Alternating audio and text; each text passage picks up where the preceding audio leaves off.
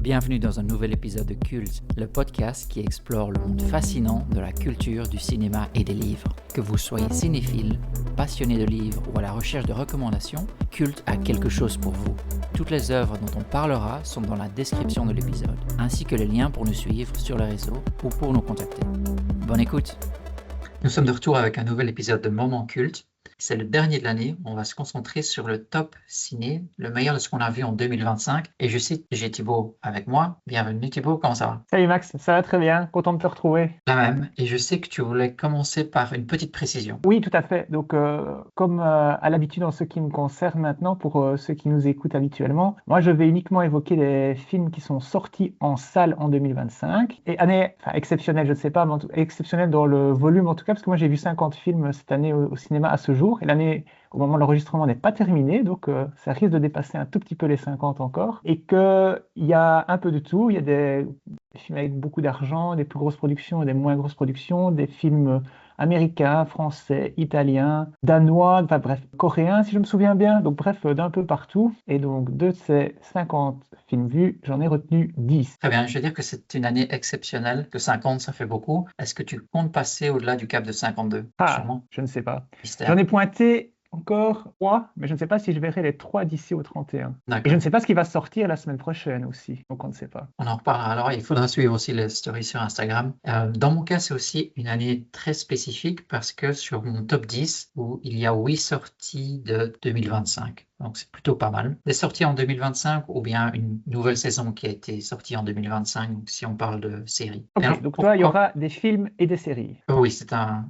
beau mix. Et alors, pour commencer, tu voulais parler de ton numéro 9 et 10, de ton top? Oui, alors, pour le numéro 10, il s'agit du film Sentimental Value de Joachim Trier. Donc, le film a été présenté à Cannes et il avait eu le Grand Prix. Ici, en fait, l'histoire, ce sont deux sœurs, Nora et Agnès, qui voient revenir leur père dans leur vie. Leur père, c'est un réalisateur de cinéma qui a eu son succès il y a pas 20 ou 30 ans, mais aujourd'hui, en fait, il ne sort plus grand-chose. Et à part parfois être invité dans des rétrospectives de sa carrière, il ne fait plus rien. Sauf que ici, en fait, justement, il veut réaliser de nouveau un film. Et pour faire ce film, il aimerait bien engager, entre guillemets, sa fille aînée, Nora, qui est comédienne, mais Nora avec qui il entretient des rapports conflictuels.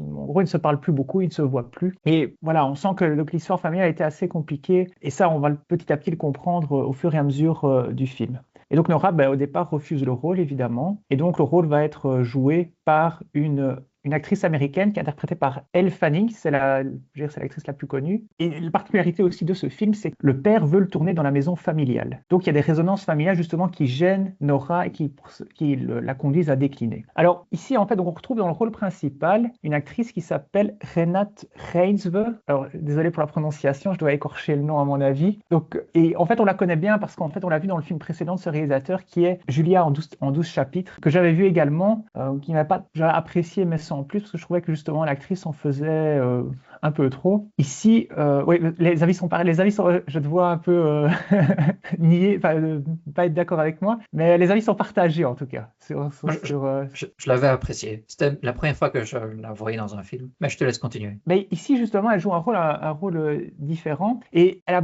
je trouve, beaucoup d'intensité dans son jeu et donc ça apporte vraiment beaucoup au film. Tous les acteurs sont très très bons, mais elle en particulier, forcément, comme c'est la principale, là, voilà, elle tire vraiment son épingle du jeu. Ce qui est très particulier dans le film aussi, je trouve, c'est qu'il y a les deux premières scènes d'ouverture sont très très fortes et tout de suite, en fait, on est dedans. C'est ça qui est vraiment très très chouette. La première scène, en fait, c'est que tout est raconté du point de vue de la maison. Donc c'est la maison qui parle et qui explique ce qu'elle est et qu'on voit un peu les personnages comme ça, plus jeunes, occuper la maison, ces différentes pièces. Très très particulier comme point de vue et ce qui fait que la maison est un personnage du film et ça, on le comprend directement. Ça, c'est vraiment très très bien vu et très original. Et la deuxième scène, c'est justement quand on Nora, donc Renate Reinsve, qui en fait va monter sur scène pour la pièce qu'elle joue. Et on voit qu'elle est absolument pétrifiée de trac, de stress, ça ne va pas, elle ne veut pas aller sur scène et c'est tout à fait catastrophique. Et c'est là qu'on commence à percevoir en fait les névroses qu'elle a, en fait, et qui sont un peu issues de sa jeunesse. C'est ça qu'on comprendra beaucoup plus tard dans le film. Et c'est là qu'on voit que l'actrice est vraiment habitée par le rôle. Tout de suite, on sent qu'on a un personnage très très fort. Voilà, le film est déjà, donc je peux le dire parce qu'on a vu les nominations en fait est déjà nommé pour les Golden Globes 2026 dans pas mal de catégories, donc on va peut-être en reparler prochainement. Voilà pour le numéro 10, Sentimental Value. Très bien. Et alors, une petite question sur comment est-ce que c'est retransmis à l'écran le fait que la maison elle-même joue un rôle? En voix off, en voix off. Oui, ça Et pourrait être un narrateur omniscient. ouais, ben, et puis de toute façon, je dis, on voit déjà la maison dès le début, la maison familiale, et puis elle passe de pièce en pièce, et on voit en fait l'impact de la maison. Enfin, c'est un peu difficile à expliquer, mais sur la vie des personnages. Donc, comme si elle-même était un personnage aux côtés de Nora, de son père, de sa mère et de sa sœur, quoi. D'accord. Donc c'est par exemple une partie de dialogue, ça aurait été, je me souviens avoir passé de très bons moments chez moi Je dans ne la sais plus si la cuisine. maison Ouais. parle à la première personne, pour être Ouais. très honnête. J'en suis pas certain, mais en tout cas, on sent sa présence. C'est ça qui est particulier. Moi, ça me fait penser à un bouquin en fait qui est sorti quand même il y a pas mal de temps maintenant, qui s'appelle Les Vivants et les Ombres, je pense, de Diane Meur, autrice belge, où là, en fait, c'était vraiment une maison qui était le personnage du roman, en fait. Et là, qui était écrit à la première personne, si je me souviens bien. Moi, ça m'a fait penser un peu à ça. Ok. Et alors il y a peut-être une transition sympa avec La vie, mode d'emploi de Georges Perec. Je ne sais pas si tu l'as lu. Où c'est J'ai pas lu, non. la vie complète d'un immeuble. Donc l'immeuble n'a pas de voix dedans, mais on va vraiment passer d'appartement en appartement et comprendre la vie de chaque habitant, leurs interactions, soit des tromperies, des histoires d'amour, etc. Et c'est l'histoire même du bâtiment Ok. qui est derrière. Ah oui. On fera peut-être un petit lien aussi avec ça. C'est une belle brique, on parle quand même c'est 600-700 pages, une œuvre très complexe avec 40-50 personnages, mais ça reste intéressant aussi sur le même domaine, disons. Très bien. Et donc ça, c'était un film donc à la fois financé par le Danemark, la Norvège. Donc film, je ne sais pas si c'est tourné en danois ou en norvégien d'ailleurs.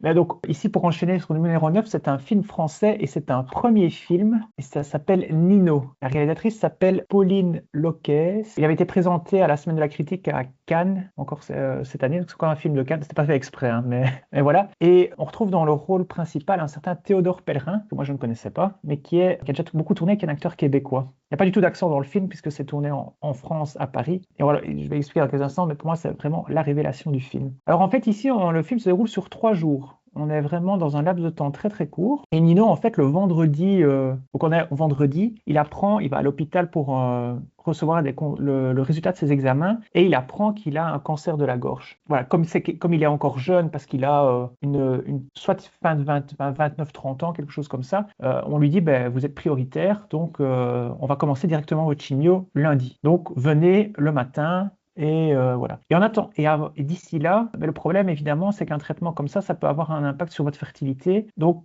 si vous souhaitez avoir des enfants ou si vous ne savez pas, c'est peut-être plus prudent de faire un prélèvement de sperme avant que la chimio commence. Alors Nino, en fait, c'est un homme un peu, très introverti. Donc, il est un peu hébété, en fait complètement sonné. Enfin, au début, il va aller faire son prélèvement, effectivement, et puis en fait, il se décourage parce que voilà, il sait pas trop quoi faire. Et donc, il va commencer ainsi une errance dans Paris qui va durer tout le week-end, pendant 3 jours, en fait, presque jusqu'au lundi matin. Il va d'abord aller voir sa mère, mais en fait, comme je disais, c'est quelqu'un d'introverti et il n'arrive pas, en fait, à placer ça dans la conversation, expliquer à sa mère qu'il a un cancer. De même, en fait, le lendemain, c'est son anniversaire et son ami, dont le rôle est interprété par William Lebguil, voilà, et qu'il voit là, en fait, de nouveau, au début, il est un peu comme étranger à la fête forcément, en elle-même. Il commence vraiment une errance, et alors, à travers ça, en fait, on a un peu presque le portrait d'une génération, en fait. Hein. C'est ça qui est quand même assez bien vu. Et je trouve que la manière dont est suivi le personnage est très réaliste, très fidèle, en fait. C'est à la fois délicat, touchant et très juste, en fait, dans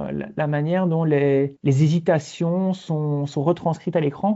Et alors, moi, ce que j'ai beaucoup aimé aussi, c'est qu'on est comme ça le portrait d'un jeune homme discret, introverti, parce que ce qui est plutôt rare comme rôle principal, et tout en faisant un film qui n'est pas du ennuyeux. Je pense que c'est assez court, hein, ça doit durer 1 heure et demie, quelque chose comme ça, et de faire évoluer en fait ce personnage à travers des scènes assez banales, un repas avec sa mère, une fête d'anniversaire dans un appartement, et voilà, et ça va parler en fait de choses quand même assez intimes, mais de manière très, très délicate, très juste. Donc c'est vraiment un film touchant. Je répète, c'est un premier film, et c'est une révélation pour l'acteur. Enfin, je ne sais pas si on peut vraiment parler de révélation, car révélation, puisque parce qu'il a déjà tourné au Canada. Mais Révélation en France, ça, c'est certain. C'est peut-être un nom dont on reparlera, je l'espère en tout cas. Théodore Pellerin. Et c'est vraiment lui qui porte le film à bout de bras, quoi.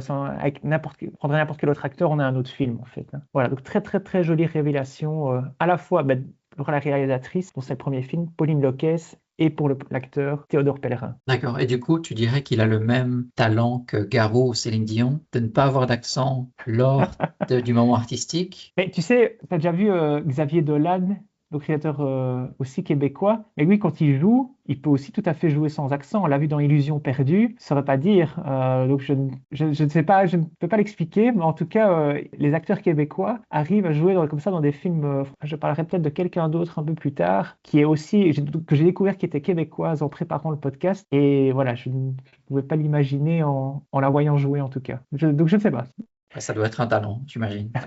En est-il de toi, Max? Alors, mon numéro 10, ça va être assez court. Je souhaitais parler du film Her de Spike Jonze. C'est un film dont on a parlé dans l'épisode 39 sur l'amour. Donc, je vais en parler en 1-2 phrases maximum. On se souvient peut-être, c'est un homme qui se sent assez seul. Il écrit des cartes de bon rétablissement, donc c'est son service, le service qu'il vend. Et il s'éprend de sa nouvelle assistante digitale. C'est une sorte de ChatGPT avant l'heure, qui est en fait son système d'exploitation avec lequel il peut interagir sur son téléphone ou sur son ordinateur. Et petit à petit, ils vont lier une relation. Donc c'est un film qui porte beaucoup sur la solitude, sur l'aspect, la relation à la technologie. Il y a un côté tromperie aussi. Il faudra voir le film pour comprendre. C'est bien porté par Joaquin Phoenix et avec peut-être un point positif assez original sur les costumes et les codes couleurs et palettes de couleurs qui suivent assez bien les différentes émotions du film et qui sont assez vives. Donc ça c'est pour Her, c'est un film de 2013, donc belle qualité d'anticipation aussi quand on y pense. Surtout que maintenant on parle aussi beaucoup il y a des cas même de suicide quand on se rend compte que ChatGPT a été mis à jour et que l'assistant a changé à une voix ou un ton un peu différent. Il y a eu déjà pas mal de problèmes malheureusement, donc c'était très avant-garde comme œuvre. Et alors en numéro 9, ça c'est plutôt surprenant parce que je vais parler d'un thriller, c'est The Beast in Me de Gabe Rotter. C'est une production Netflix et je dirais que là c'est peut-être une surprise parce qu'en général je sais que c'est un format qui fonctionne bien sur Netflix, il y a toujours une part de trouble, il y a un meurtre, etc. En général, je passe mon tour, mais ici, je me suis arrêté parce que j'ai remarqué que dans le rôle principal, il y avait Claire Danes. On connaît très bien pour son rôle dans Homeland, qui a aussi joué dans Roméo et Juliette. De mon point de vue, c'est un petit peu son grand retour. Je n'avais plus trop suivi entre Homeland et ce film-ci. Et très content de la revoir à l'écran. Je me suis dit que j'allais me lancer dans cette série. C'était plus ou moins 8 épisodes. On la retrouve comme écrivaine. Elle est un peu en panne d'inspiration après plusieurs succès littéraires. Et malheureusement, il y a eu un grand malheur dans sa vie, donc elle s'est installée dans une maison de la banlieue de New Jersey, aux abords de New York. Elle était en couple avec une artiste qui elle-même peine un peu à percer.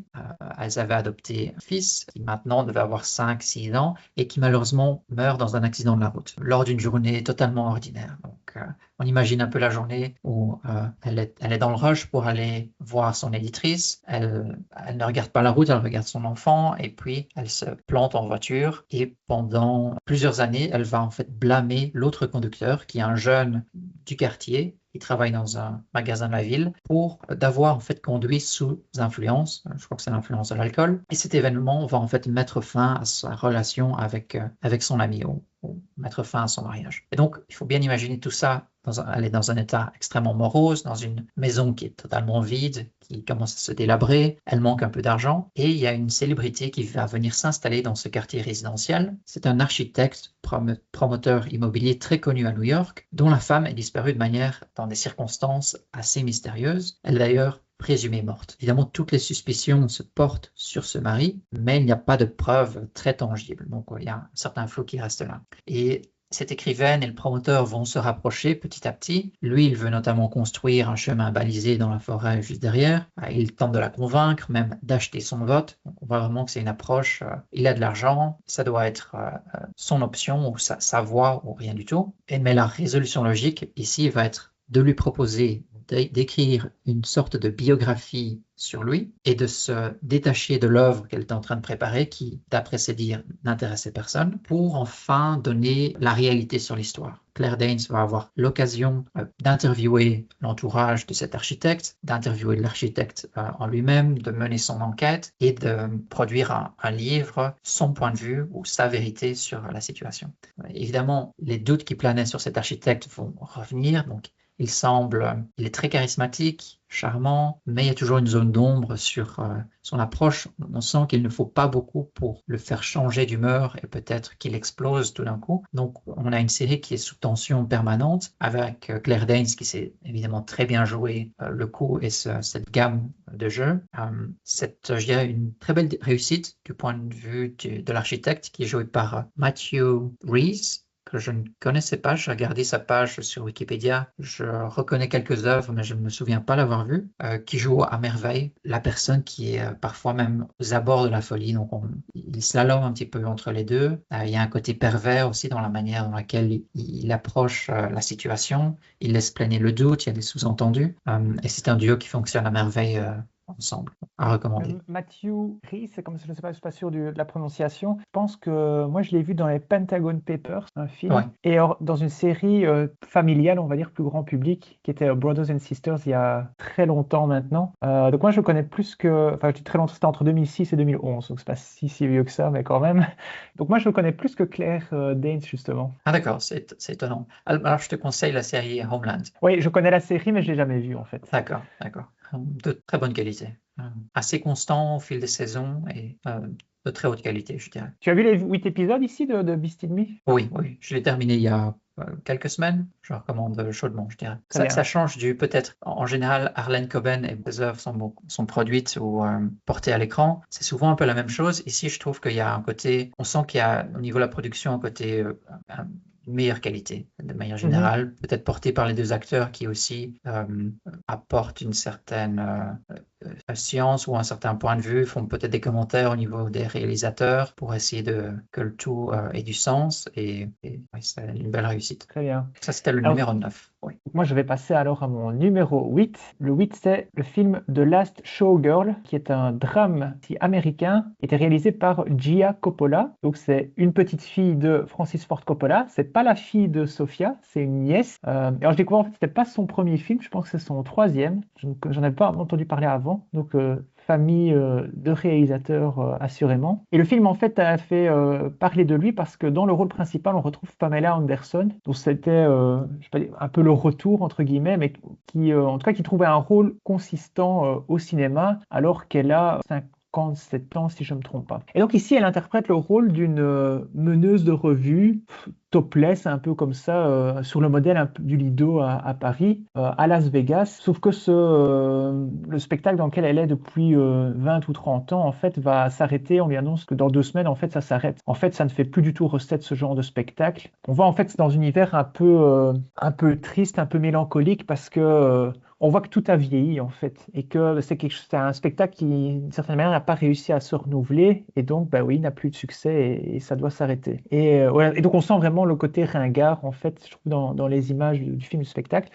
Même si, grande particularité du film et qui le rend intéressant, je pense, on ne voit pas des images du spectacle. Puisque le but ici, c'est de montrer un peu comment Shelley, donc, puisque le nom du personnage de Pamela Anderson dans le film, comment Shelley va devoir se réinventer, quel est son quotidien.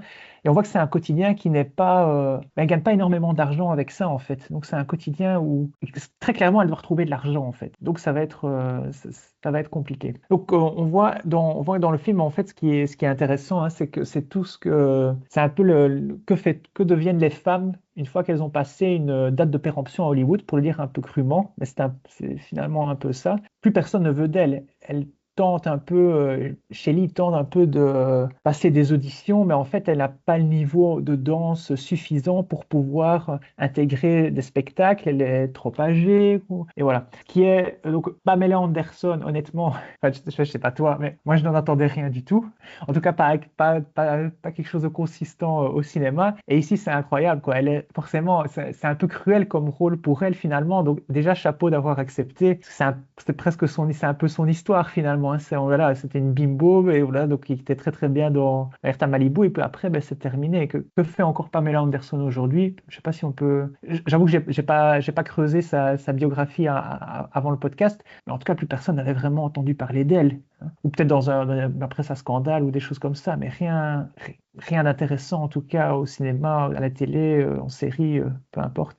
Euh, L'autre chose qui est vraiment très bien dans le film aussi sont les personnages secondaires, parce qu'on retrouve en fait dans le régisseur, je pense, de la revue, Dave Bautista, alors, qui n'est pas du tout dans un rôle de gardien de la galaxie ou je ne sais pas que c'est. Donc, on voit quand même le type comme le catcheur qui en impose. Et là, il joue un rôle très délicat, donc vraiment un contre-emploi, et ça lui va très très bien. Donc, chapeau pour ça aussi. Et enfin, on retrouve quelqu'un qui fait une carrière sur le tard, en fait, assez formidable, je trouve, c'est Jamie Lee Curtis, qu'on connaissait juste avant dans les films d'horreur style Halloween, et qu'on connaît surtout pour son cri dans Halloween, et qui maintenant, en fait, on la retrouve au cinéma un peu partout. J'ai vu une bande-annonce, ce sera prochainement d'ailleurs au cinéma, de nouveau au cinéma, et à chaque fois, elle est parfaite, quoi. On lui fait jouer des choses. Ici, donc, elle joue le rôle, en fait, d'une amie de Shelley qui, elle, s'est réinventée. Je ne sais plus si elle faisait un peu la même chose, elle joue aussi dans la revue, et puis après, qu'en fait, elle travaille pour un casino. De nouveau, on voit que c'est pas évident, qu'elle tire un peu le diable par la queue, mais elle a une scène inoubliable, justement, dans le casino. Je ne vais pas en révéler plus parce que, franchement, c'est à voir dans le film. Et voilà, donc, qui est aussi très, même si qui est brut de décoffrage, qui dit les choses très clairement, mais qui, à côté de ça, peut se révéler aussi très, très émouvante. Et en termes de photographie et d'image, la réalisatrice Gia Coppola a vraiment choisi de filmer les personnages très près. Donc, on avait toujours des plans très rapprochés sur les visages. Et je pense que Pamela Anderson, en tout cas quand elle ne doit pas être montée sur scène ou quand on ne la voit pas dans la loge en train de se maquiller, n'est pas maquillée ou très très peu maquillée. Donc ça, c'était aussi une volonté du film. Et je pense de l'actrice, hein, je ne suis plus trop sûr de moi, mais en tout cas de montrer telle qu'elle est, en fait. Et de nouveau, à l'encontre de tout ce qu'on a pu, tout ce qu'on attendait d'elle, tout ce qu'on a pu connaître d'elle jusqu'ici. Voilà, donc c'était The Last Showgirl, mon numéro 8. Et alors, juste avant de parler du numéro 7,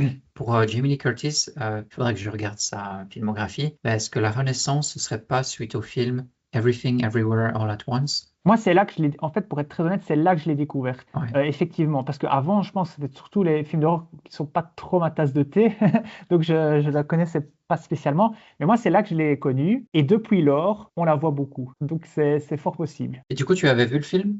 Oui. Ah, d'accord. On en parlera peut-être une prochaine fois. Ah, je ne sais plus si c'est Everything. Non, c'est pas dans ce film-là que je l'avais vu, excuse-moi. C'est dans une production Netflix avec Benoît Blanc, Knives Out. Knives Out. Ah, Knives Out, oui.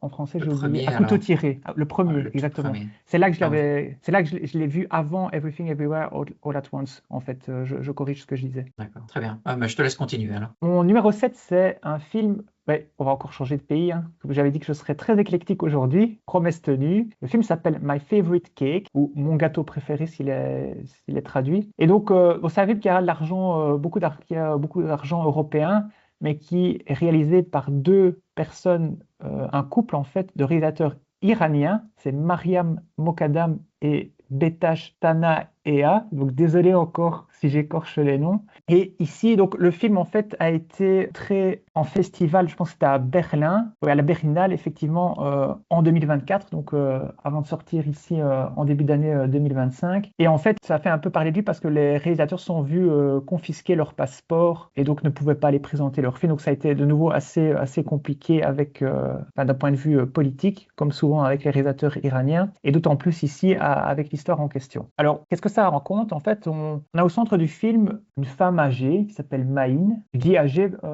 qui doit avoir 65 ou 70 ans. Je dis ça parce que donc, elle est visiblement retraitée, ne travaille plus. Elle est veuve et en fait elle se sent seule. Elle voit parfois des amis, mais ses rencontres avec ses amis ont tendance un peu à se raréfier. En fait, elle ne voit plus autant qu'avant. Ses enfants ont quitté le pays. J'oublie de préciser que ça se passe à Téhéran. Hein. Donc ses enfants ont quitté l'Iran. Donc voilà, il l'appelle de temps en temps en visio, mais de nouveau ils se sentent. Enfin voilà, elle aimerait bien passer plus de temps avec eux, mais ça ne se fait pas.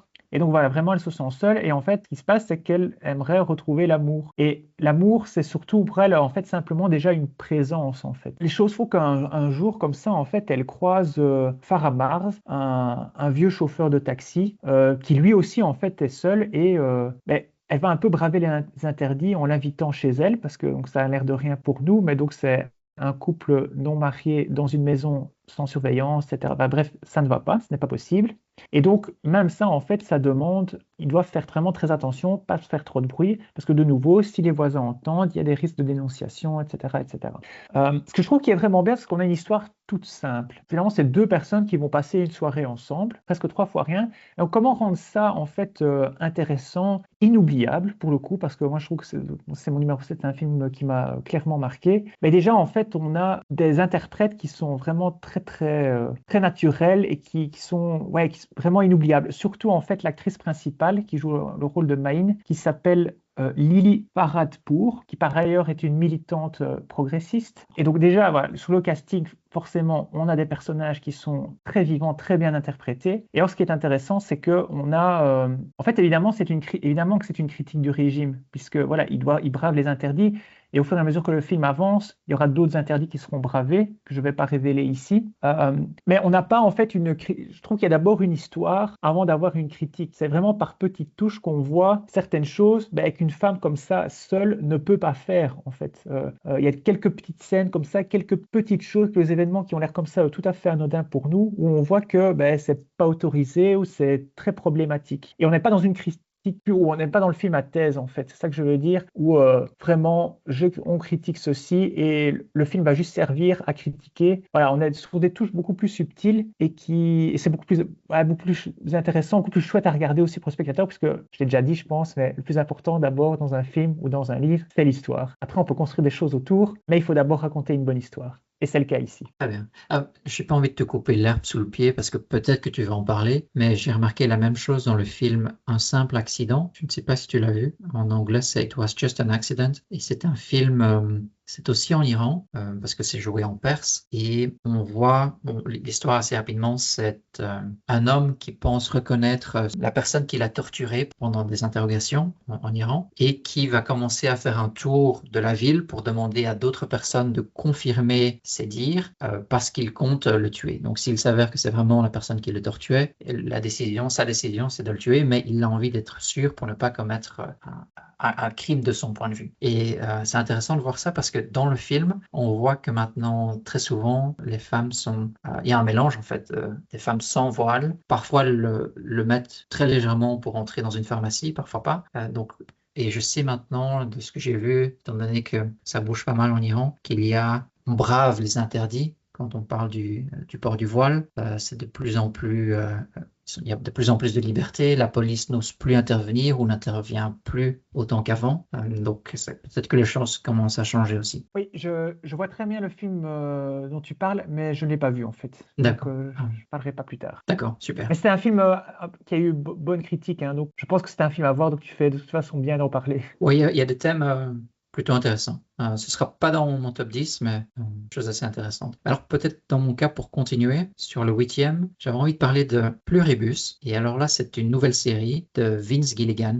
Ça va peut-être te parler. C'est la personne derrière le créateur de Breaking Bad, Better Call Saul. Donc, troisième grosse tentative d'une série. Est-ce que ça va être à succès comme les deux précédentes? Donc, il y a une certaine attente, évidemment. Et il va falloir passer quelques minutes pour comprendre de quoi il s'agit. Donc, la série va s'ouvrir dans un observatoire scientifique aux États-Unis. Des chercheurs ont capté des ondes venues de l'espace et en les analysant, ils vont essayer de se concentrer sur un signal unique et ignorer les 3 autres ondes pour une raison ou une autre, et essayer de décoder ce signal bien précis. Il y a un moment Eureka, puis on est quelques mois dans le futur, dans un laboratoire adjacent, et on va suivre des scientifiques qui travaillent sur des souris. On va comprendre assez rapidement que ce signal a en fait été transformé, transposé et injecté aux souris, donc une sorte de code génétique a été transféré à ces souris. Un des chercheurs va se faire mordre et puis va être pris de convulsions et s'approcher de son collègue et l'embrasser. Et tout d'un coup, les deux personnes sont maintenant dans un état second, que ce soit code génétique, de maladie, ce n'est pas très clair, va s'étendre à la Terre entière. On va du coup découvrir un peu plus tard Carol, qui est interprétée par Rhea Seehorn, et c'est une autrice à succès de romans populaires, genre de romance autour des pirates. Donc c'est quelque chose de très léger, mais elle a un fan club très investi. Elle-même n'est pas fan de son œuvre, elle aimerait faire autre chose, et elle fait des tours de dédicaces avec son agente, qui est aussi sa compagne. Et après une séance un peu fatigante, elle se retrouve dans un bar, et tout d'un coup, il y a un accident de voiture à l'extérieur, et elles vont se rendre compte que cette personne est aussi impactée par ce genre de convulsion qui est assez trouble. Et il ne faut que quelques minutes pour découvrir que l'entièreté du bar et de la ville va être touchée par ce changement génétique ou ce virus assez trouble. La compagne de Carol également sera impactée par ça. Donc Carol va se déplacer en vitesse vers l'hôpital pour essayer d'obtenir de l'aide. Elle découvre malheureusement que tout le monde est aussi impacté par cela. Et il va falloir qu'elle rentre chez elle, totalement paniquée, désorientée, pour recevoir un message à la télévision, une allocution présidentielle, sauf qu'on va comprendre que le président n'est plus lui-même, mais plutôt une sorte d'intermédiaire qui est contrôlé par une sorte de force supérieure. Donc, on va lui révéler qu'elle fait partie de 12 survivantes. Le reste de l'humanité a une conscience globale, donc tout le monde est interconnecté d'une certaine manière. On peut poser une question à un des membres du reste de l'humanité et puiser dans une sorte de cerveau ou une sagesse gigantesque, donc avoir des réponses sur tous les sujets. Toute la mémoire de l'humanité est concentrée et partagée à travers tous ces individus. C'est évidemment un gros choc pour elle de découvrir qu'elle fait partie de 12 survivants par rapport à cette osmose. Et c'est une osmose ou une force peut-être alien assez spécifique parce qu'elle est extrêmement pacifique. Donc, ils lui annoncent la couleur directement. Ils veulent qu'elle les rejoigne, mais ils n'ont pour l'instant aucune méthode pour le faire parce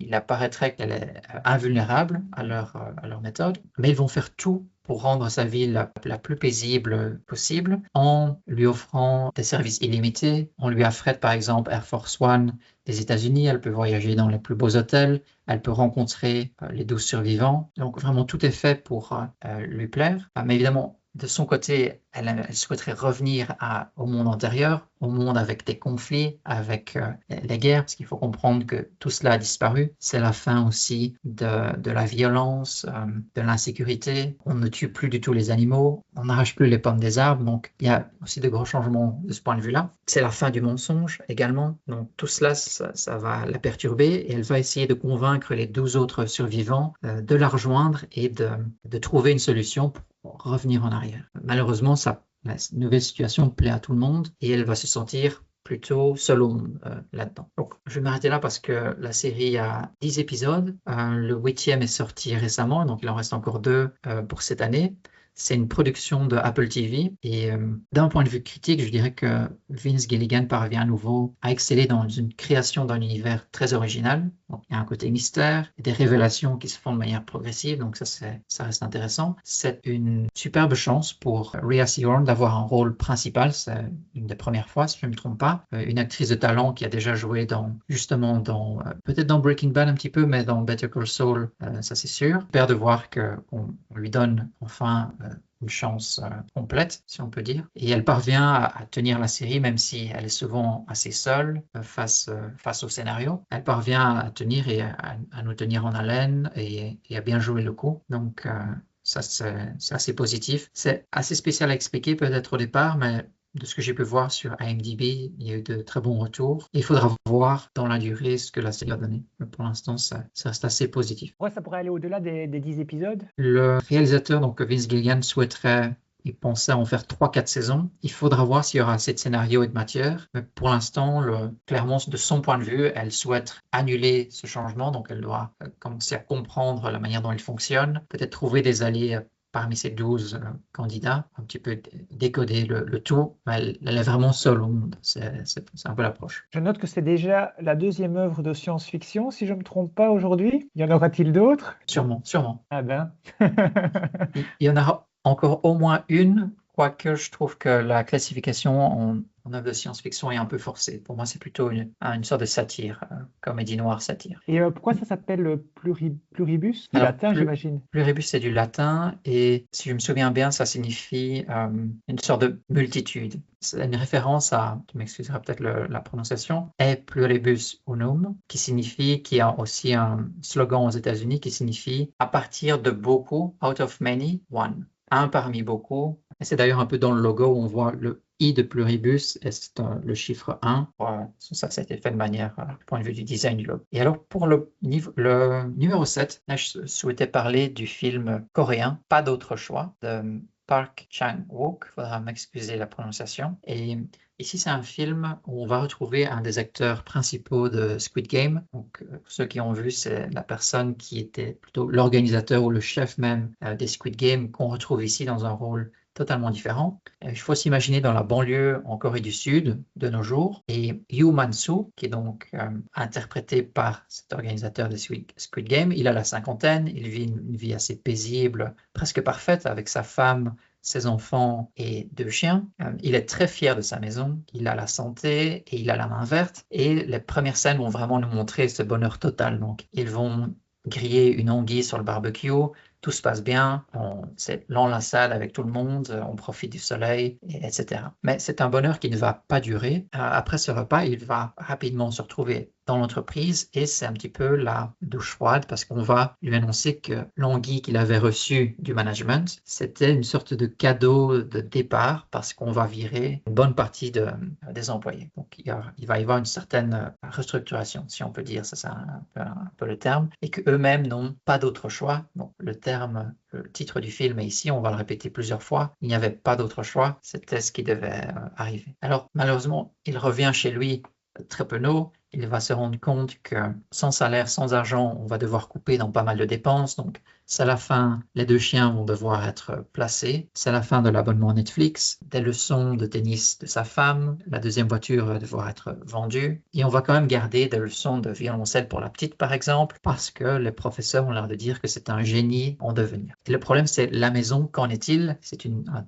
tel domaine dans une banlieue, une maison à 3 étages, qu'en faire? Donc peut-être en lien avec l'œuvre dont tu parlais, il y a un réel attachement à cette maison. Mais Man-soo ne va pas baisser les bras, il va commencer à planifier son engagement ou son réengagement dans une entreprise de la région. Donc c'est dans le secteur du papier, la production de papier. Et ce qu'il va faire, c'est qu'il va analyser le marché, comprendre quels sont les autres candidats et ensuite faire tout ce qu'il peut pour se positionner en tant que candidat numéro 1. Mais pour ce faire, il va en fait planifier plusieurs meurtres. Donc il va essayer de les attraper ou de les faire tomber dans des pièges, les convaincre de venir à certains rendez-vous, rassembler des informations sur leur CV pour améliorer son propre CV. Tout cela avec le rêve ultime d'éliminer tous ces candidats et de pouvoir postuler à nouveau et d'être le candidat accepté par l'entreprise au final. Donc c'est un scénario que j'ai trouvé très original. L'acteur lui-même, il parvient à tenir le film à lui tout seul, presque. J'ai trouvé le reste du casting peut-être un peu plus sobre,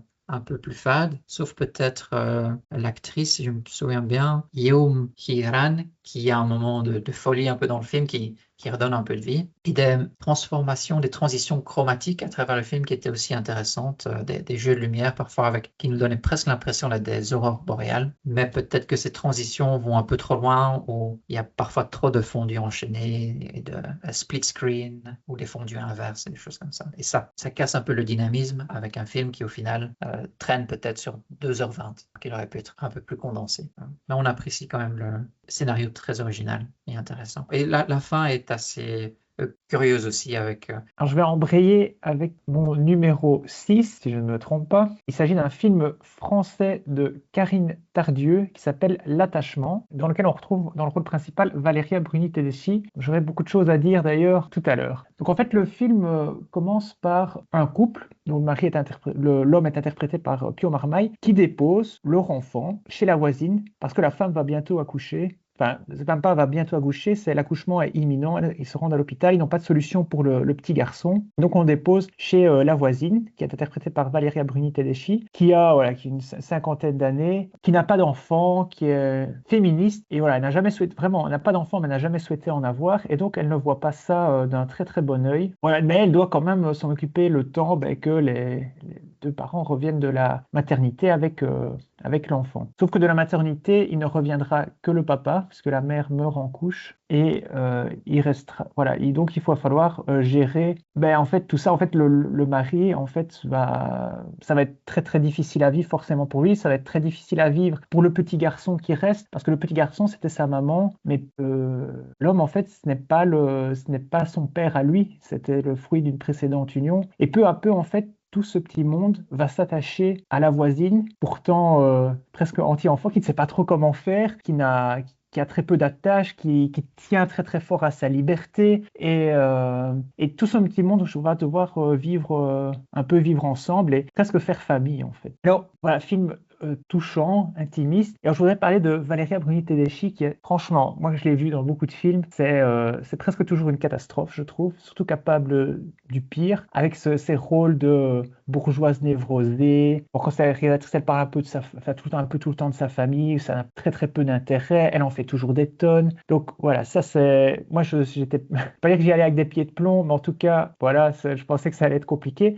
Et là, pas du tout. En fait, ce qui est très très différent de d'habitude, c'est qu'elle est très bien dirigée par la réalisatrice Karine Tardieu, et ce qui fait que du coup elle est très très juste parce qu'elle en fait, c'est vraiment du less is more, donc il n'y a pas besoin d'en faire des tonnes pour être touchant, et donc son personnage en fait est très très beau aussi, donc forcément déjà il y a une très bonne écriture et il y a surtout derrière une très bonne direction d'acteurs, d'actrices ici. J'ai lu d'ailleurs dans des interviews, à la fois de la réalisatrice et à la fois de l'actrice, que ça a été très très difficile. Parce qu'en fait, Valérie Bruni Tedeschi voulait à chaque fois sortir un peu du texte, improviser, et à chaque fois il fallait la recanaliser. Et donc voilà, ça a été difficile, mais toutes deux admettaient quand même qu'elles étaient satisfaites et contentes de l'expérience. Donc ça valait la peine, et clairement ça valait la peine, puisque voilà, le film se révèle vraiment un des films majeurs de 2025. Finalement, c'est presque une révélation. Je trouve, même si c'est une actrice bien connue, c'est une révélation de la retrouver comme ça, en fait, de voir qu'elle peut faire ça. Voilà, donc on peut se réconcilier avec elle, du coup. Et on peut se bonifier aussi avec l'âge. Oui, peut-être que ça lui servira on peut espérer que ça lui sert presque de leçon, quoi. Ouais. Ah bon, je crains toujours ses films, donc ses propres films à elle qu'elle réalise, je ne suis pas certain, mais en tout cas, dans ceux où elle peut être bien dirigée, ça vaudra peut-être un peu plus la peine. D'accord. Alors, ensuite, pour mon numéro 5, il s'agit d'un film américain, The Life of Chuck, qui est réalisé par Mike Flanagan, surtout connu pour des films d'horreur, donc je dois reconnaître que je ne connais pas très très bien sa filmographie. Et ici, en fait, il adapte une nouvelle de Stephen King. Alors de nouveau, on va se dire, ah oui, donc on va basculer dans du fantastique, de l'horreur, etc. Mais pas vraiment. En fait, moi, je ne connais pas très très bien, mais Stephen King, il fait de l'horreur, effectivement, mais à côté de ça, il a aussi une veine plus conte philosophique, on va dire, et c'est un peu ce qu'est ce film. La particularité, c'est qu'il est présenté dans une chronologie inversée, en 3 parties. Et donc, dans l'acte 3, par lequel on commence, on a une ambiance de fin du monde. Tout est en train de s'écrouler et on sent que l'humanité ne va pas s'en sortir. Enfin, visiblement, c'est ce qui va se passer. Mais partout apparaissent des messages un peu étranges. Merci Chuck, d'abord sur des panneaux publicitaires, à la radio, à la télé. Bref, un peu partout. Voilà, merci Chuck, mais personne ne sait trop qui est ce Chuck. Acte 2, eh bien, on retrouve le Chuck, qui est un comptable, si je me souviens bien, qui a un boulot pas très passionnant. Et en fait, on le voit il se retrouve dans la rue à un moment, et donc il tombe comme ça sur une artiste qui joue de la batterie, qui a un peu de mal à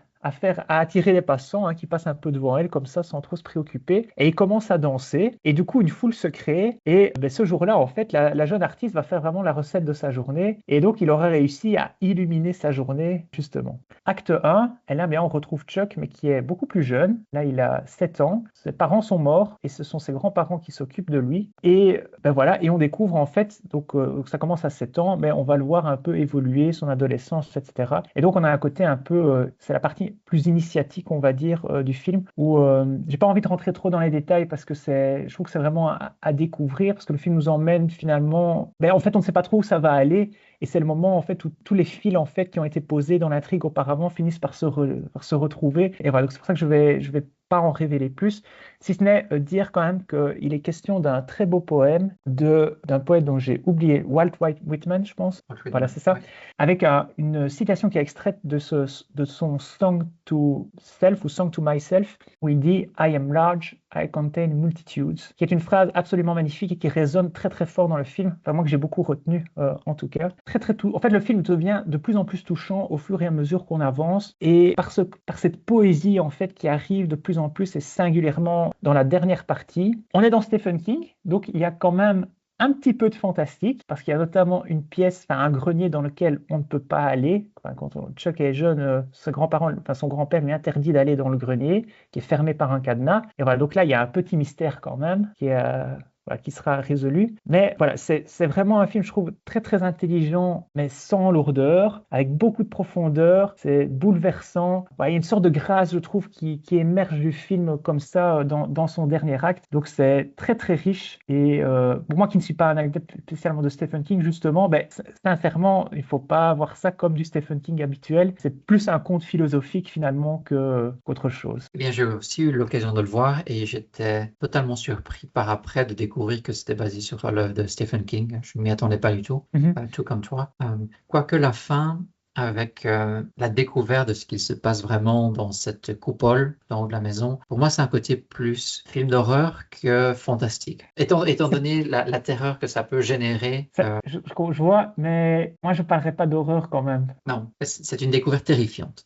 Oui, voilà, on n'est quand même pas je trouve pas du tout dans le film d'horreur ou même, non, pas. Moi, je préfère parler d'un soupçon de fantastique. Ouais. Mais sinon, totalement d'accord avec toi. Et j'ai trouvé le troisième acte, donc ce qui nous est montré au départ. Je pense que ça va me rester parce que j'ai trouvé ça extrêmement créatif et très beau aussi en soi. Donc, je dirais peut-être même ma partie préférée. C'était presque ça aurait pu être un court-métrage cette partie-là. Alors de mon côté, ça va être une transition extrêmement rapide parce que le 6e et le 5e, j'en ai déjà parlé. Donc on en a déjà parlé en fait de manière générale. Le 6e, ce serait The Last Viking de Anders Thomas Jensen. On en a parlé dans l'épisode précédent sur la folie. Donc c'était une comédie, des côtés un peu noirs dans cette comédie, avec Mads Mikkelsen et la recherche d'un trésor. Et le 5e, c'est House of Dynamite, dont on parlait durant l'épisode 45, sur la guerre, l'œuvre de Catherine Bigelow, et c'était sur la folie de vivre sur une planète qui est armée jusqu'aux dents, donc une maison faite de dynamite, où quelques malentendus pourraient suffire à faire sauter le couvercle. Et donc ça, c'est pour le 5e. Donc je te repasse la parole pour ton 4e. Oula, c'est vraiment du rapide ici du coup. The Last Viking, moi, n'était pas dans mon top 10, mais pas très très loin. Donc moi, je trouve que c'était... effectivement, on peut renvoyer au podcast précédent, mais je trouve que ça reste un film à voir. Pour rappel, il a aussi un côté un peu inattendu et il manie en fait plusieurs genres un peu. Et c'est ce qui fait tout l'intérêt du film. Donc ça reste. Donc c'est bien que tu en parles parce que je pense que ça reste un film à voir. Alors, moi, mon numéro 4, c'est un film qui est sorti très récemment et qui s'appelle Dossier 137. On est encore dans un film français, mais dans un genre finalement assez différent puisqu'on est plus dans un film policier ici. C'est réalisé par Dominique Moll, qu'on connaît pour avoir réalisé La Nuit du 12. C'était en 2022, c'était avec Bouli Lanners et Bastien Bouillon, qui était un peu la révélation du film, puisque depuis Bastien Bouillon, on le voit un peu partout, et c'est quelqu'un qui confirme, vraiment. Donc ça, c'est un film qui avait été très très apprécié. Bon, il y a beaucoup plus longtemps, Harry, un ami qui vous veut du bien. Donc c'est déjà un réalisateur qui est assez connu. Donc ici, on suit en fait une enquêtrice à l'IGPN. Donc l'IGPN en France, c'est comme le Comité P en Belgique. Donc c'est la police des polices. Ils enquêtent sur des policiers en fait. C'est vraiment ça. Donc Stéphanie, voilà, elle est chargée donc d'enquêter ici sur un manifestant qui a été blessé par un tir de LBD, donc je pense que c'est flashball ou quelque chose comme ça. Donc c'est une espèce de balles qui sont censées ne pas pénétrer, enfin en tout cas faire moins de dégâts, on va dire, pendant une manifestation des Gilets jaunes. Ce qui se passe en fait, c'est qu'une plainte a été déposée parce que sa famille prétend que il s'est juste trouvé au mauvais endroit au mauvais moment, il n'était pas du tout menaçant, il n'avait pas d'armes sur lui, rien du tout. Et donc ici, l'enquête porte sur une possible bavure policière, mais au départ, en fait, on n'en sait rien. Donc on va suivre en fait Stéphanie comme ça dans toute son enquête, à essayer de retrouver ce qui a bien pu se se passer. Ce qui est très intéressant, c'est qu'on a une approche très très réaliste. Et donc voilà, on la voit, on va commencer par essayer donc d'interroger les gens les policiers.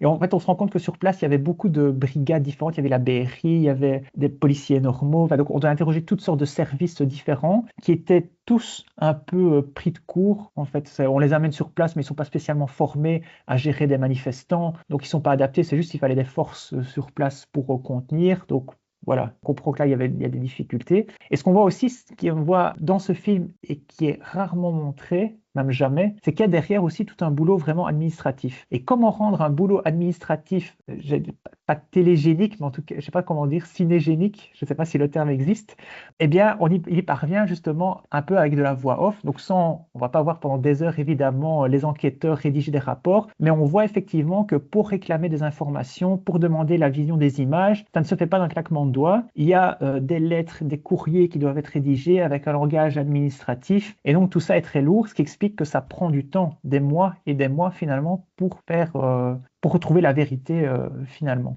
Alors, dans le rôle principal, donc Stéphanie, on retrouve Léa Drucker. Moi, c'est le troisième film dans lequel je la vois cette année. J'en parle que de celui-ci aujourd'hui, mais dans deux autres films, notamment L'intérêt d'Adam, qui est un film belge que je recommande aussi par ailleurs. Et j'avais vu dans une comédie aussi Le mélange des genres avec Benjamin Laverne, des genres assez différents. Et Léa Drucker, j'ai presque l'impression que c'est son année. Enfin, en tout cas, moi, je la connaissais déjà et je dois avouer que maintenant, en fait, son seul nom suffit à me faire aller voir un film. Moi, je l'avais découverte dans Le Bureau des légendes, où elle jouait le rôle d'une psychologue ou quelque chose comme ça, qui finalement a un rôle un peu étrange voilà, dans la série. Et en fait, elle est impeccable, comme toujours. Donc, c'est-à-dire que c'est une excellente actrice de composition. Je pense qu'aujourd'hui, c'est une des meilleures actrices en France qu'on a. Voilà, parce qu'ici, c'est un rôle pas si évident que ça parce qu'elle est prise entre deux feux finalement. Elle enquête sur des collègues, mais elle doit rester impartiale vis-à-vis donc de ses collègues comme des victimes. Parce que le problème aussi, c'est que la victime en question, elle vient de son propre village. Elle ne la connaît pas, donc il n'y a pas de conflit d'intérêt. Jamais entendu parler de cette famille. Mais voilà,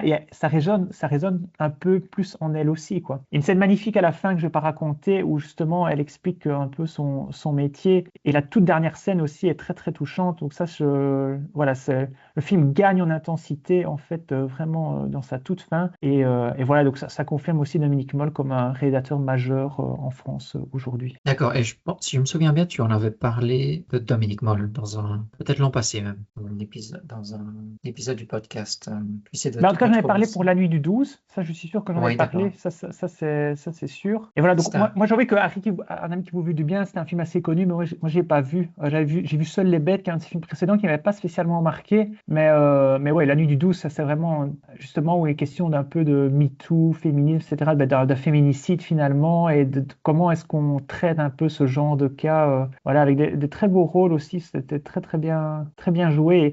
Et en fait, ici pour Dossier 137, Dominique Moll, il s'est vraiment immergé dans la réalité de l'IGPN, hein, donc il est allé sur place, ça se sent, hein, c'est pour ça que le film est très réaliste. Et l'enquête finalement, j'ai envie de dire, l'histoire est assez simple finalement, mais il arrive à insuffler énormément de suspense dans le film. Donc c'est pas un documentaire, parce qu'il y a vraiment ce suspense, et c'est formidablement bien. Enfin moi, je répète, Léa Drucker, pour moi, c'est une actrice majeure aujourd'hui. Voilà. Et donc le film a déjà fait, j'ai vu en 4 semaines, je pense, plus de 600 000 entrées en France, pour ce qui n'est pas une grosse production ni une comédie facile. Donc ça, je trouve que c'est chouette aussi de voir que des films comme ça peuvent marcher aujourd'hui. Oui, avec un scénario très original aussi. Alors pour mon numéro 3, on en a déjà parlé dans le podcast sur le soleil. Il s'agit du film Parthénope de Paolo Sorrentino. Donc là, on retrouve rapidement en fait la vie de Parthénope, de sa naissance dans les années 50 où voilà, elle avide de liberté, on va dire, ses amours, etc. La ville de Naples, jusqu'à finalement la fin de sa vie, on va dire. Donc d'étudiante en philosophie, elle devient finalement professeure, avec une très très belle image. Moi j'adore Paolo Sorrentino, je dois bien l'avouer, donc je suis peut-être un peu partial, ça prend un peu de hauteur, mais il faut avouer que quand même c'est vraiment du grand cinéma sur grand écran. Franchement, c'est absolument magnifique. Et certains peuvent lui reprocher un cinéma un peu creux. Moi, je suis pas d'accord, parce que derrière, ici, il est question de... en fait, que fait-on de la fille en question, que fait-elle de sa beauté finalement? Voilà, ça pose des questions là-dessus sur que fait-on de sa liberté? que fait-on de la liberté, etc. Donc moi je trouve qu'il y a quand même quelque chose de plus existentiel que la simple image léchée qu'on pourrait y voir et à laquelle on pourrait juste s'arrêter, quoi. Donc bon, c'est pour ça que moi c'est mon numéro. C'est peut-être pas son meilleur film, hein, Sorrentino, hein, ça c'est vrai. Moi The Hand of God, La main de Dieu, pour moi reste absolument incroyable. La Grande Bellezza, très très bon film aussi. Mais ça reste pour moi un must de l'année. Voilà, Parthénope, mon numéro 3. À toi maintenant. Un peu plus long, j'espère, cette fois-ci. Un peu plus long avec peut-être une petite teinte de science-fiction. Ça reste à voir. Ah, ça faisait longtemps.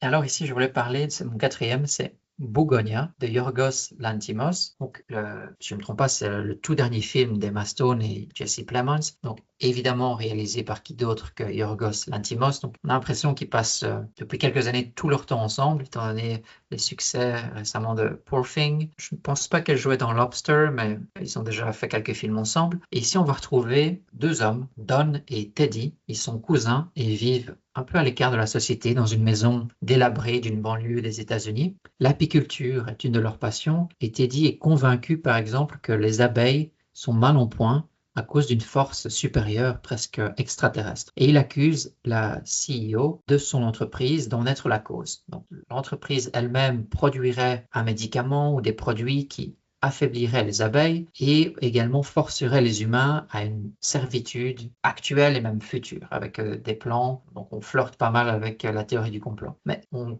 va apprendre ou on va comprendre petit à petit d'où vient cette haine. Elle viendra en fait du fait que sa mère fut traitée à l'époque par un nouveau traitement lors d'essais cliniques et que cela les fait tomber dans une sorte de coma très profond. Il tient vraiment cette haine depuis cette période. Et Teddy, avec l'aide de son cousin, va planifier de défendre l'humanité contre cette CEO qu'il voit comme étant une menace extraterrestre contre la Terre. Et ce qu'ils vont faire, c'est qu'ils vont fomenter en fait un plan pour la capturer et la forcer à la mettre en contact avec le vaisseau mère. Il faut bien imaginer, on est dans cette maison délabrée, les deux cousins vont s'entraîner, ils vont répéter encore et encore, étape par étape, l'approche à prendre pour réussir leur plan. Ils planifient notamment de raser la tête d'Emma Stone parce que ce serait un moyen de communiquer avec le vaisseau mère. L'idée, c'est une fois qu'ils seront parvenus à l'attraper, c'est de l'attacher à la cave. Ils se sont injectés un produit qui les a castrés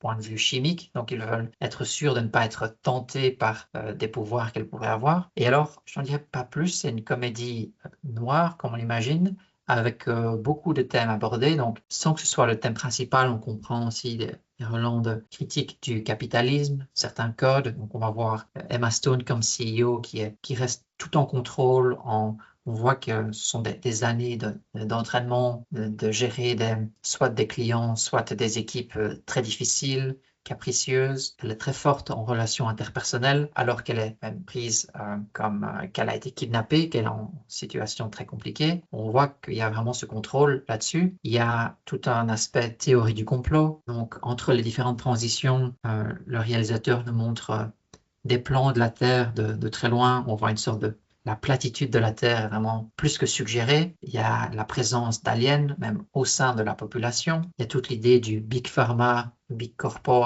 avec des relents conspirationnistes là derrière. Les impacts sur l'agriculture, de manière générale, donc le mal-être des abeilles, l'agriculture et les terres qui deviennent de plus en plus pauvres, l'impact sur les hommes, l'impact de la technique et de la technologie sur des multinationales, sur le reste de l'humanité. Donc tous ces thèmes sont discutés. On parvient même à placer un petit moment presque de moquerie sur l'optimisation personnelle. Donc, la CEO en elle-même a une vie parfaite, tout est millimétré. Et si on compare la vie plutôt bâclée, très sale de Teddy et Don, on voit qu'ils vivent dans une crasse pas possible. L'impression que Jesse Plemons ne s'est pas lavé les cheveux depuis plus d'un mois, donc ça se ressent, il y a presque même une odeur qui transparaît. Et donc ça reste très intéressant. Jesse Plemons est à fond dedans, donc magnifique à voir, très bien soutenu aussi par Emma Stone qui joue parfaitement son rôle, et le cousin qui a un rôle plutôt impacté par le syndrome d'Asperger, donc c'est un autiste qui est sous contrôle de Teddy, mais qui commence à se rebeller d'une manière ou d'une autre, qui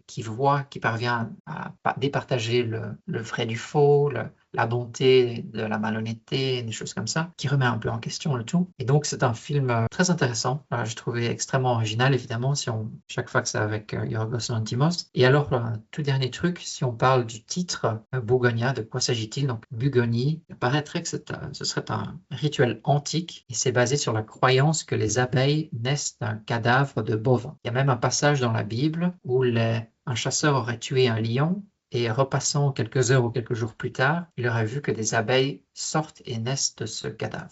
C'est un petit peu l'idée, donc il y a une grosse connotation au niveau des abeilles, des plantes et de la nature là-dedans. Et tout ça, c'est un peu tordu quand même, non?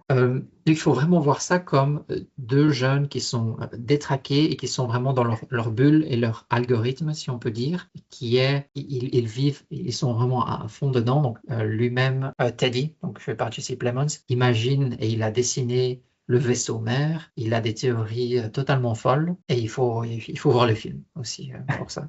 Donc mais très intéressant, belle surprise et ça fait plaisir de voir aussi quelque chose d'original, point de vue. La partie science-fiction est extrêmement légère, donc c'est plutôt une comédie noire à 99%, et puis il y a peut-être 1% de science-fiction. Ça, c'est pour me convaincre.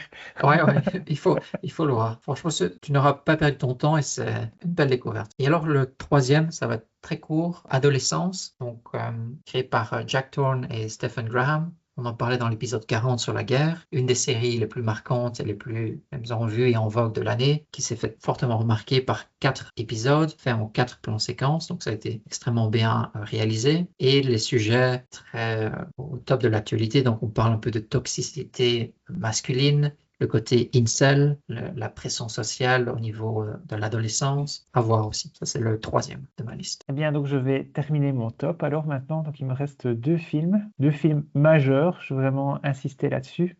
Mon numéro 2, c'est un film dramatique français, encore une fois, Les enfants vont bien, qui est sorti il y a vraiment très peu de temps, début décembre. C'est réalisé par Nathan Ambrosioni. Alors j'ai déjà parlé de lui il y a 2 ans pour son film Tony en famille, qui était déjà remarquable, et déjà avec Camille Cotin, qu'on va retrouver ici aussi. Alors de quoi il est question ici? En fait, donc c'est le début de l'été, et on a une femme, Suzanne, qui a 2 enfants, interprétée par Juliette Armanet, surtout chanteuse, hein, qui joue un petit peu aussi maintenant. Et voilà, donc elle rend une visite à sa sœur, mais de manière totalement impromptue. Elle n'avait pas annoncé sa venue. Elle arrive comme ça chez sa sœur, qui travaille dans les assurances, qui travaille, qui est une femme qui vit seule désormais parce qu'elle est séparée de sa compagne. Elle n'a pas d'enfant et voilà, elle est arrivée comme ça, tout ce monde un peu interloqué. Bon, bien sûr, elle est contente de voir sa sœur, surtout que ça a l'air de ne pas aller très très bien, mais voilà, surprise. Et donc, tout ce petit monde dort à la maison. Sauf que le lendemain matin, Suzanne a disparu et donc sa sœur, Jeanne, donc Camille Cotin, découvre un mot.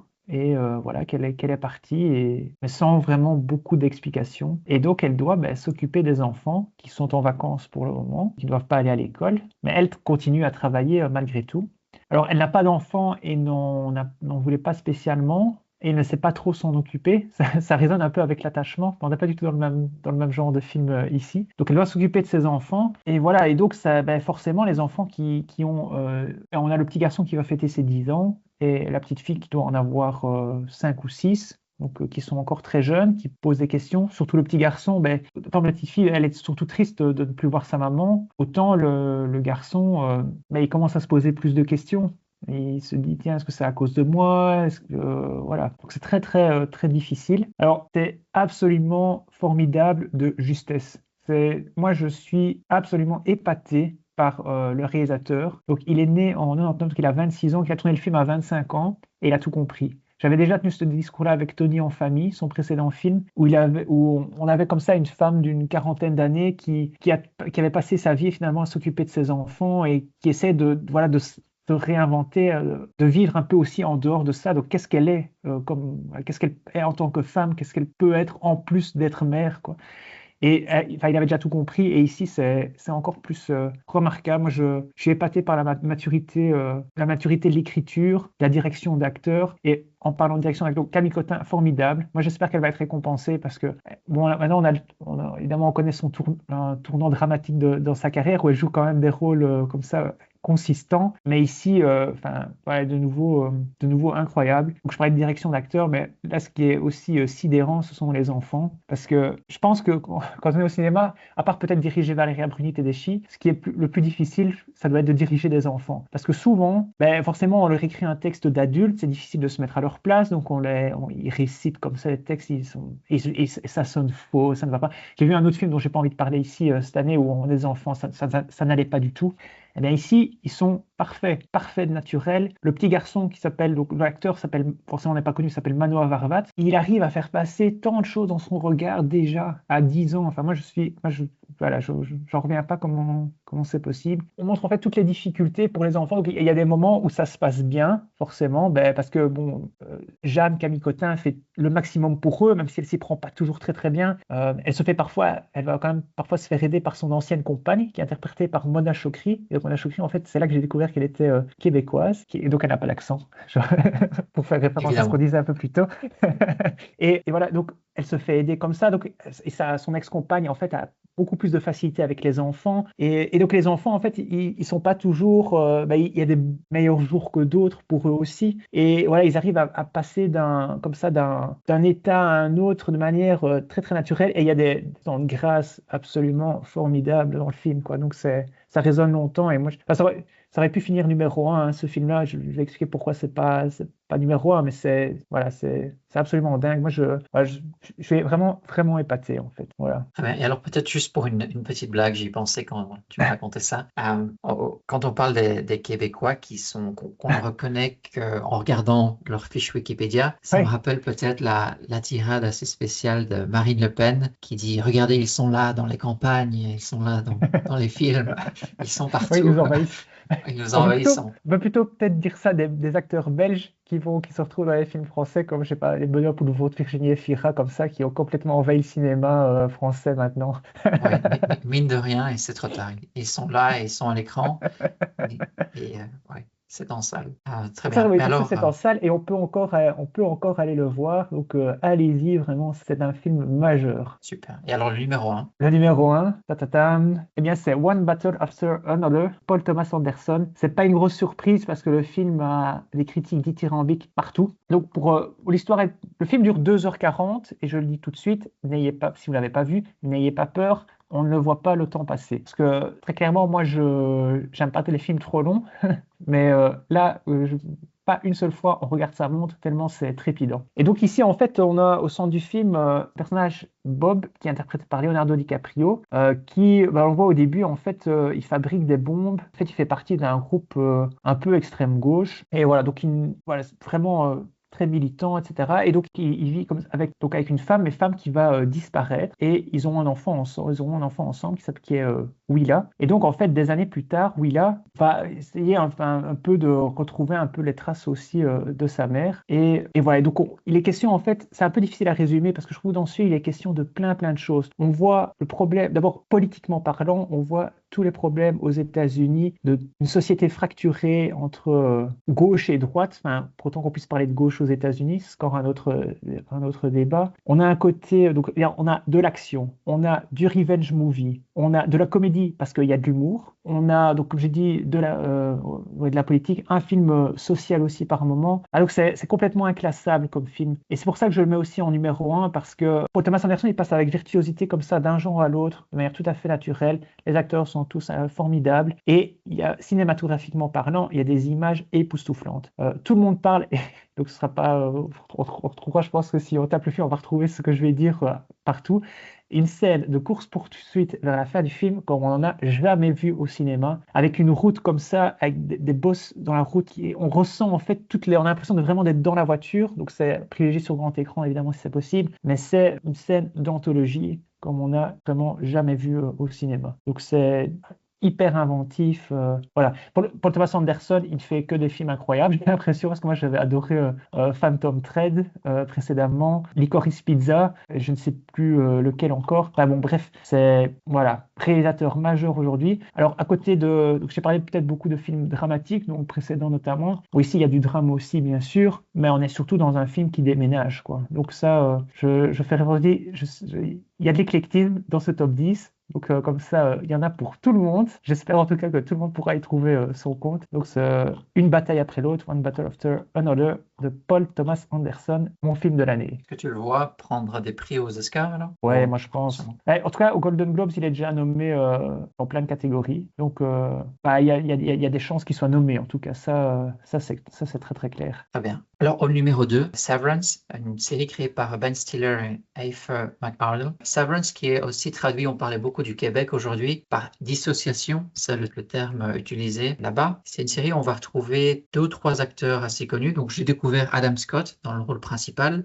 C'est le retour, j'ai l'impression, de Patricia Arquette, qui a un second rôle, mais assez important. Et puis, Christopher Walken joue aussi dedans. C'est une série, en fait, l'impression que c'est un des premiers gros hits de Apple TV. C'est sorti d'abord en 2022, la première saison. Je n'en avais pas entendu parler. Et puis la deuxième saison est sortie en 2025. Évidemment, il y a un petit côté science-fiction et même dystopie, dont tu vas comprendre assez rapidement. Et cette fois-ci, c'est intéressant, c'est sur le thème du monde de l'entreprise. Donc, on va découvrir Marc, qui est chez lui, qui boit, et il essaye de se motiver, tant bien que mal, à se rendre au travail. Il arrive sur place, il doit vider ses poches avant de prendre l'ascenseur pour le sous-sol, et on perçoit dans la scène de l'ascenseur quelque chose qui est assez perturbant.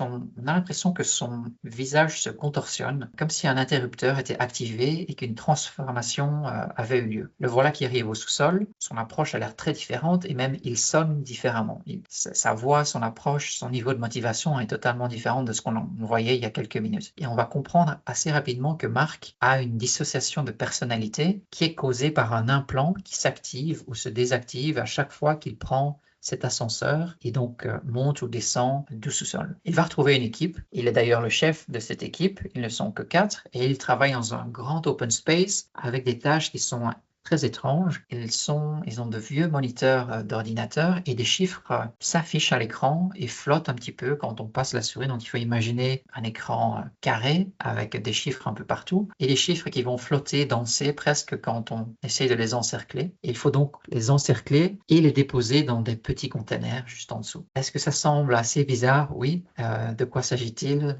Bonne question. Et tout cela est suivi de manière très précise par leur manager et la directrice, qui est jouée par Patricia Arquette.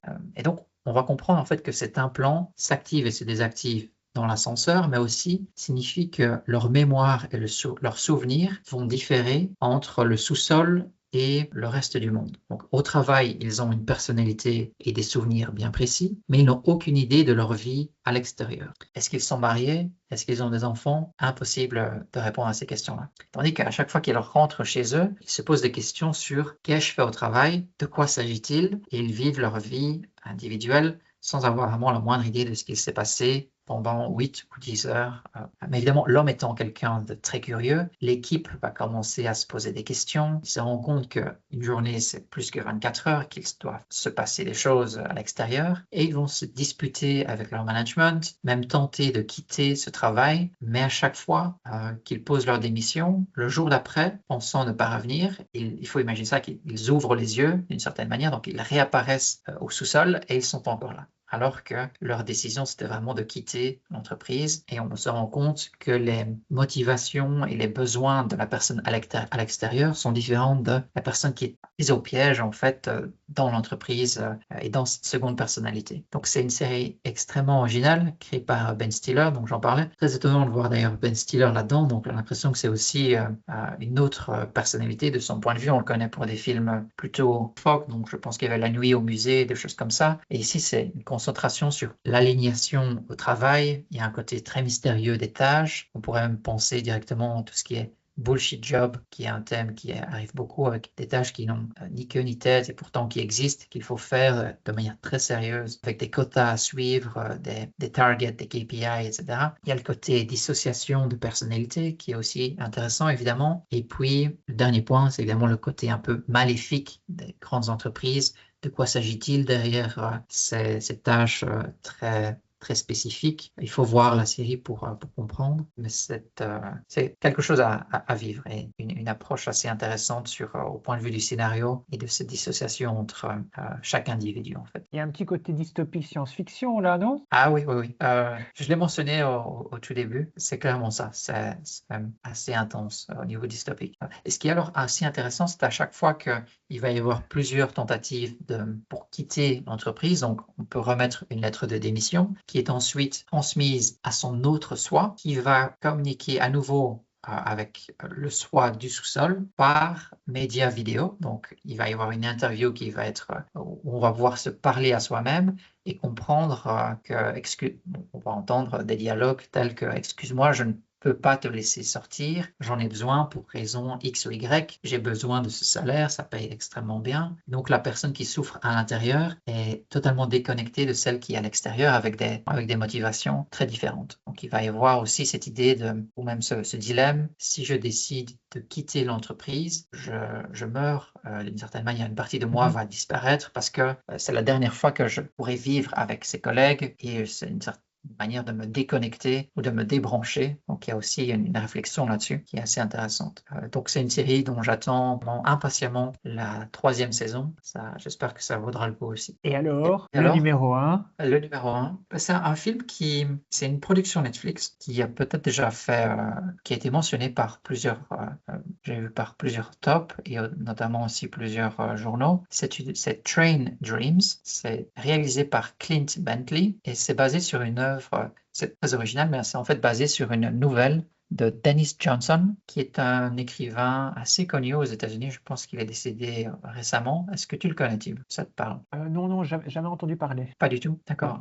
Apparemment, il a eu un certain succès avec des œuvres assez connues. Et alors, au casting, on retrouve 2 acteurs principaux, Joel Edgerton et Felicity Jones. Et ici, Train Dreams va nous être conté par un narrateur omniscient qui va nous entraîner le long de la vie d'un fameux Grenier, qui est un homme barbu, il a la trentaine, la quarantaine, et cette vie semble plutôt calme et stoïque. Il dégage un calme même qui est presque à toute épreuve, si on peut dire. Et c'est un côté presque conte de Noël, étant donné l'aspect détaché, calme et extérieur même qu'a ce narrateur omniscient. Le décor, il faut imaginer, c'est l'Idaho de la fin du 19e, début du 20e siècle. Grenier va travailler de manière saisonnière, donc il travaille sur différents projets. C'est souvent des travaux très manuels, très physiques. Il y a d'abord la construction d'un pont ferroviaire, qui est une grande réussite pour l'équipe, mais qui permet, donc on parle un peu de la technique et de l'avancée, de la vitesse sur les déplacements, etc. Donc le trajet permet de réduire la distance, par les bois, par la montagne, et c'est un événement très marquant pour le personnage principal, Grenier, parce qu'il va notamment être témoin de l'assassinat, si on peut dire, d'un collègue chinois qui est balancé du pont qu'il vient de construire pour des raisons très obscures. Le reste de sa carrière va plutôt se concentrer sur des missions en tant que bûcheron, donc il partira souvent de sa maison pendant des semaines, des mois pour travailler, élaguer et couper des bouts de forêt. Mais par hasard, dans cette vie qui est très solitaire et très simple, par hasard, il va rencontrer un week-end dans son village natal, dans son coin. Il se rend à la messe, d'habitude il n'y va jamais, et il va rencontrer une jeune femme qui est d'ailleurs presque toute désinvolte et qui va l'approcher alors que lui se pose des questions.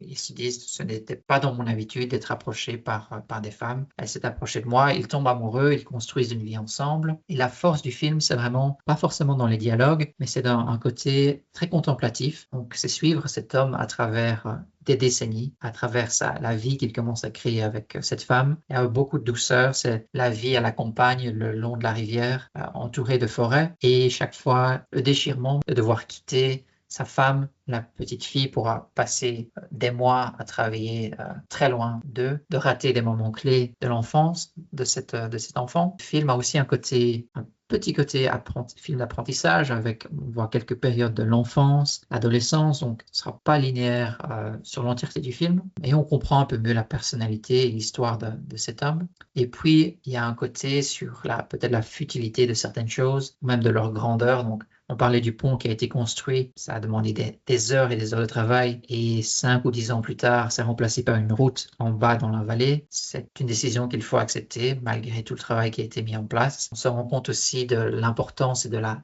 taille des forêts aux États-Unis. Pendant un moment de repos, les hommes se rendent compte qu'ils pourraient couper et élaguer les forêts pendant des milliers d'années. Il y aura encore toujours des arbres, et le tout est en fait filmé de manière très spécifique avec des variations coloristiques, et c'est filmé dans un cadrage extrêmement restreint, presque comme une vignette. Donc si on imagine que l'écran fait donc 100%, la vignette, en fait, l'entièreté du film tient sur 40%, peut-être même 30-40%, donc c'est extrêmement intimiste avec des gros plans, mais on parvient aussi nous faire partager la beauté des paysages, des événements dans la ville, et tout ça transmet une certaine mélancolie, le temps qui passe, avec un côté très intimiste de manière générale. Et alors le film m'a bien plu, ça a touché une corde bien spécifique, que j'ai décidé dans la foulée de lire la nouvelle de Dennis Johnson, et j'ai d'ailleurs trouvé que le film était extrêmement bien rendu, peut-être même mieux imagé que la nouvelle en elle-même, qui a avec de belles décisions artistiques, et peut-être aussi du point de vue du réalisateur du film,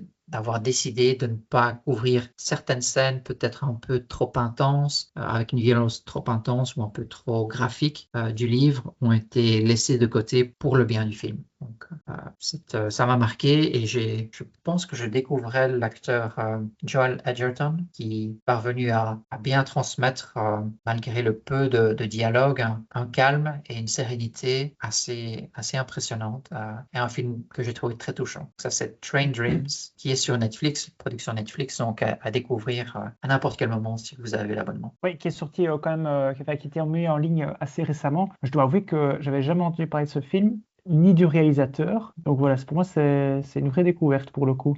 Même si je vois quand même que j'essaie de retrouver, il a sorti, ce réalisateur-là, un film qui s'appelle Sing Sing, qui est sorti, je pense, cette année, fin d'année dernière, en salle en tout cas, en Belgique, en France, même si ça datait enfin je ne sais pas, en tout cas, voilà, par ça, c'est inconnu au bataillon, je dois dire. Donc vraie découverte. Tu mets en numéro 1, c'est que ça vaut vraiment la peine. Pardon?